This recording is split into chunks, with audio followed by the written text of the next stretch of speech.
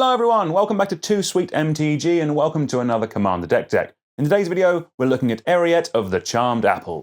It is 1 white and a black for a 2/4 legendary creature human warlock. It has each creature you control that's enchanted by an aura you control can't attack you or a planeswalker that you control. As well as, at the beginning of your end step, each opponent loses X life and you gain X life, where X is the number of auras that you control. Eriette is a very cool commander that rewards us for playing a bunch of auras. Its first ability is a great way of nerfing some of our opponent's threats while still letting them attack our other opponents. That bottom ability is an obscenely strong win condition that drains each opponent equal to the number of auras that we control. The fact as well this happens on end step is honestly fantastic, as it means we don't have to wait a whole turn cycle to get value out of Eriette.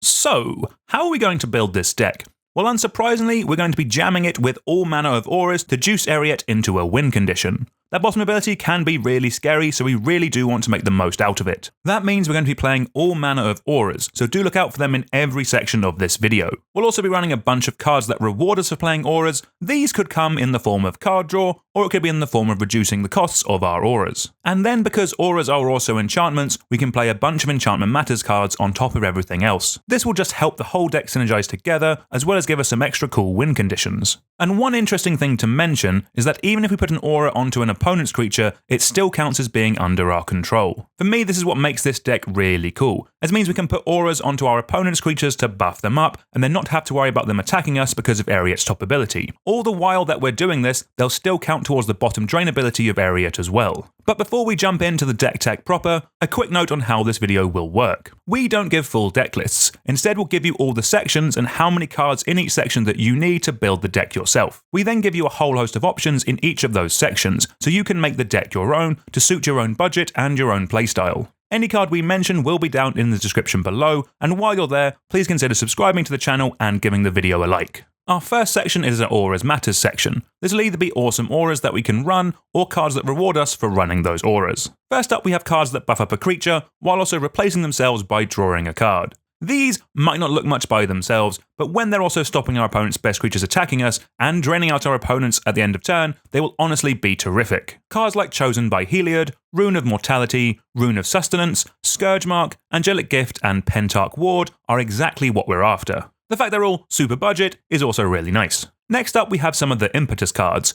Ghoulish Impetus is by far the pick of the bunch, but Martial Impetus and Parasitic Impetus all importantly buff up an opponent's creature and make them attack an opponent every combat. Absolutely great at adding a bit of chaos to proceedings. Then we have Glistening Oil, a way of giving something infect that importantly can't ever come at us. What's great about this card is that it slowly takes up the creature it's attached to, and then when it goes to the graveyard from the battlefield, Glistening Oil is returned to our hand, ready for it to be attached to something else all over again. We then have Spirit and Vampiric Link, fantastic cheap auras that can go on an opponent's creature and sit there gaining us life. They also importantly don't say combat damage, so if a creature is dealing damage in another way, we'll still get the life gain. Next we have Nurgle's Rot, a great little spell that will repeatedly keep coming back again and again, while also making us some lovely Nurgling blockers. We then have Minion's Return, a great aura with flash that steals a creature as it's dying and brings it back under our control. Then as a reward for all the auras that we're splashing around, we have Ethereal Armor and All That Glitters. These are ones we definitely want to put on top of our creatures, as it'll make one of them absolutely huge and a fantastic threat to our opponents. Next we have Spellbook Vendor. This is one of the very few repeatable ways of making auras in all of Magic, and paying one to give a creature a boost and scry when it attacks is already good, but with our commander, the fact it'll also add to the drain at end of turn will be nuts. We next have Enlightened Tutor and Heliod's Pilgrim, perfect for getting the exact aura that we need at any moment in the game. After that, we have Songbirds Blessing, a great bit of card advantage that when the enchanted creature attacks, we get to flip through our library and put the first aura that we see straight into play. We then have Ondu Spiritdancer. This doubles up the first enchantment, including auras, every turn. That could be a value aura or a game-winning enchantment. Next is Ardenn Intrepid Archaeologist. I absolutely love this card. This lets us move around some auras once they are already attached. This is really fun with our commander. We can move an aura on each of our combat steps to whatever the most scary creature is on the board to make sure it never comes our way. Then lastly, we have Demon of Fate's Design, a beefy flampler that once a turn lets us pay life rather than pay the casting cost of any enchantment that we want. Absolutely great for commander, where the 40 starting life is a resource to burn.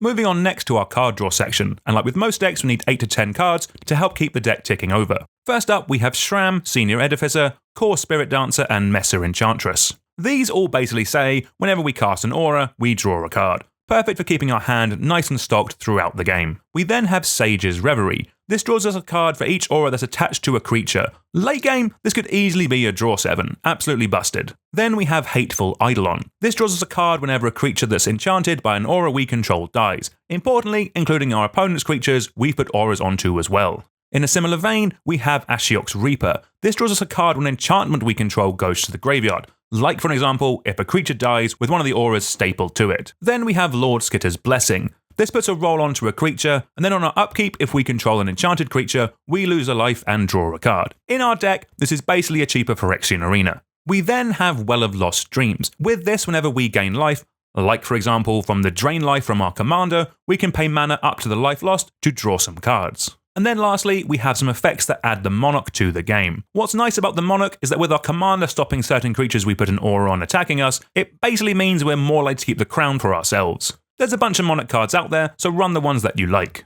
Next up is our ramp section, and like with most decks we'll want at least 8 bits as a base, but then we can also run a few synergistic bits on top of that. First up is Wayfarer's Bauble, a great budget card that can go and get any basic land and put it into play from our deck. Perfect in any deck not running green. Then we have a bunch of great mana rocks that we can look at. Soul Ring, Arcane Signet, Felwar Stone, Mind Stone, Oars of Signet and Talisman of Hierarchy are all fantastic options to give us the fuel we need to get the deck going. Then we can also look at cards like Hero of Erois, Killian Ink Duelist, Starfield Mystic, Transcendent Envoy, and Danither Capuchin Paragon. These are all great cards that we can run on top of our other mana generators that reduce the cost of our auras. This will hopefully let us be able to chain multiple of them together in a turn.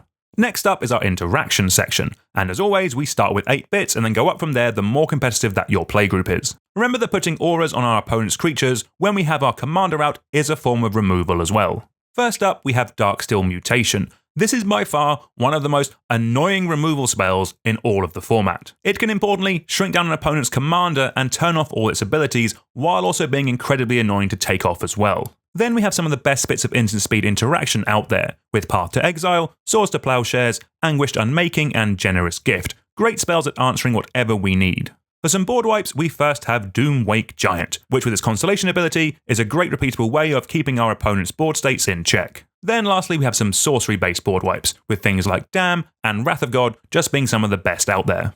Next up is a little bit of protection.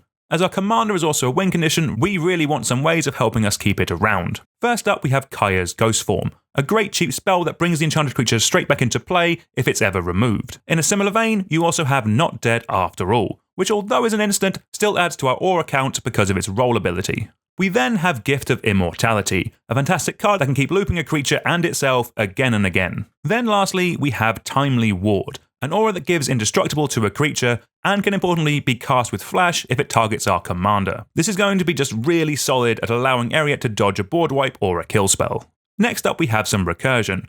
Great for not only getting back some key creatures, but also some of our important auras as well. First up is Neva, Stalked by Nightmares, a 4-mana creature that returns either a creature or enchantment from our graveyard to our hand when it ETBs. Then importantly, it also lets us scry whenever one of our enchantments goes to the graveyard, perfect for finding the next aura that we're going to cast. We then have Lurrus of the Dream Den. This lets us replay any cheap auras over and over again.